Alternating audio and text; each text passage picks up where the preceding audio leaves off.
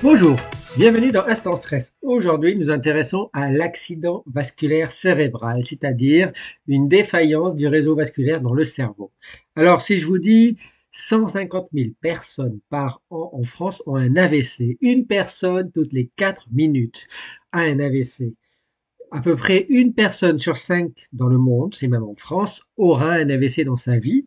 25% des AVC, c'est avant 65 ans. 50% des AVC, la grosse majorité, au moins la moitié, c'est entre 65 et 84 ans.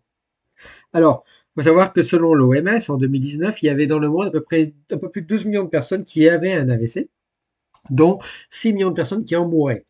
Alors, la prise en charge est très compliquée. Il y a encore de nombreux décès. Par exemple, en 2024, on est à 15 millions de personnes dans le monde qui ont un AVC par an. Et à peu près 5 millions de personnes qui en meurent et 5 millions de personnes qui ont des séquelles permanentes. Alors, il faut savoir que le réseau vasculaire cérébral, c'est un grand réseau vasculaire de vaisseaux irrigués avec le sang. Et ce réseau vasculaire peut être bouché par un caillot sanguin. Lorsqu'il est bouché par un caillot sanguin, ça provoque ce qu'on appelle un AVC ischémique. Il bouche le vaisseau et donc il empêche l'oxygène d'arriver partout dans le cerveau ou dans une zone du cerveau. Et ça entraîne ce qu'on appelle un AVC ischémique. Les AVC ischémiques, c'est entre 80 et 85% des AVC. Et puis, vous avez aussi une autre forme d'AVC qui est le vaisseau, un vaisseau qui explose. On appelle ça un AVC hémorragique. Et là, c'est entre 15 et 20% des patients.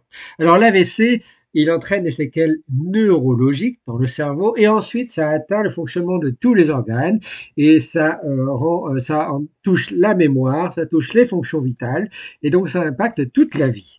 Alors, il faut savoir que ce qu'on sait, c'est que les causes de l'AVC sont multifactorielles, mais les grandes causes, une des grandes causes principales, 4 personnes sur 10 qui ont un AVC, c'est à cause de l'hypertension artérielle.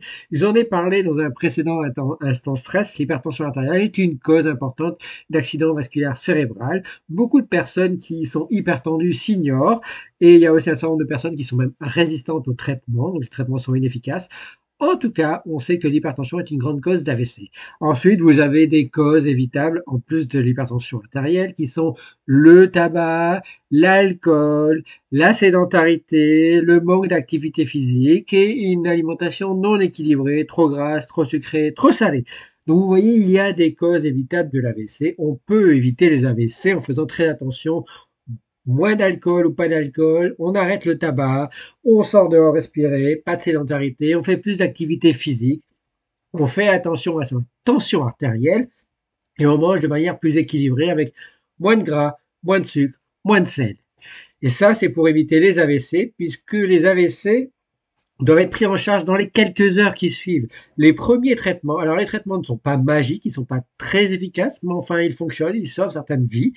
Il faut savoir que d'abord, vous avez dans les 4h30 suivant un AVC ou les 5 heures, vous devez avoir un traitement, un médicament qui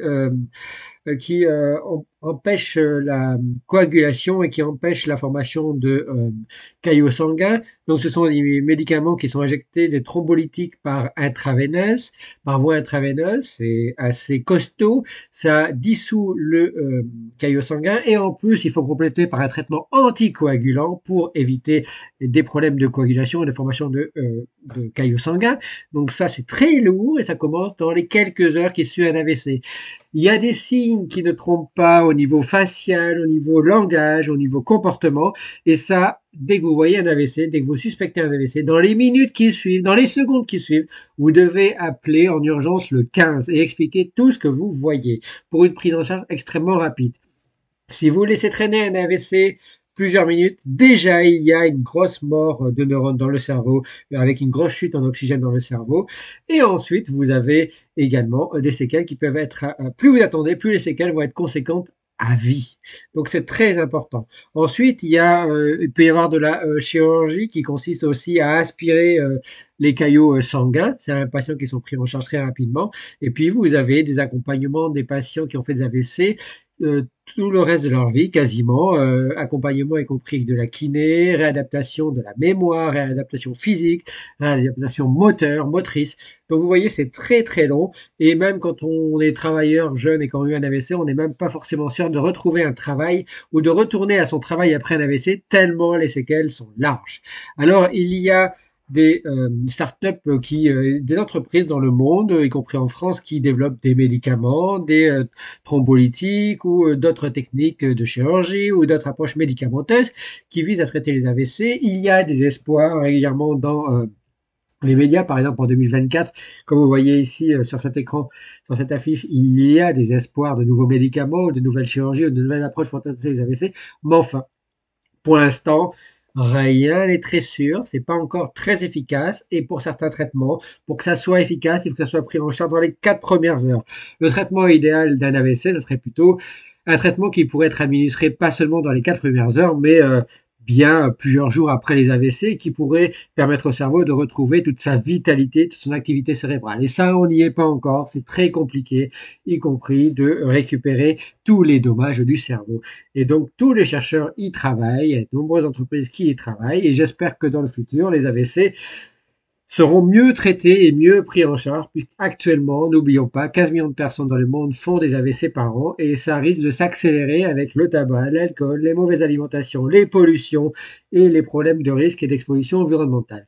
Voilà, en attendant un prochain instant stress, vous en savez un peu plus sur les AVC. Il y a des fondations qui méritent toute attention et qui, elles, suivent à la fois les patients et essayent de trouver, d'avoir des dons pour développer des financements pour la recherche. Alors pensez à eux, pensez à elles.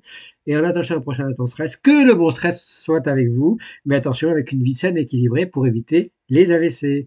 Merci à vous. Ciao, ciao, ciao.